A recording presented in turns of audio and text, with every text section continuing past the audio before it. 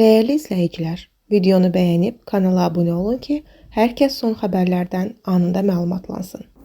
Bakıda mal ətinin qiymətində artım müşahidə edilir. Məlumata görə həm sümüklü, həm də sümüksüz mal əti bahalaşır. Qiymət artımının 2-3 manat aralığında olduğu bildirilir. Hazırda qiymətlər 21-23 manat arasında dəyişir. Satışçılar qiymət artımını heyvan azlığı ilə əlaqələndirirlər. Xatırladaq ki, ötən gün dərc edilən məqalədə bu barədə bəhs edilib. Mütəxəssislər hesab edirlər ki, heyvanların sayında azalma, erkən kəsmələrin artması və xəstəliklərin geniş yayılması fonunda ət təchizatında ciddi risklər formalaşır. Əgər xəstəliklə bağlı təchizatda çatışmazlıq baş verərsə, qiymət 25-30 manat aralığına yüksələ bilər. Daha ağır vəziyyətdə isə bu rəqəm 30-35 manatadək arta bilər. Lakin bu proqnozlar vəziyyətin gedişatına və aidiyyəti strukturlar reaksiyasına görə dəyişə bilər. Prosesi nə qədər tez və effektiv şəkildə idarə etmək mümkün olarsa, qiymət artımı da bir o qədər sabit qala bilər deyə Nəsilli bildirib.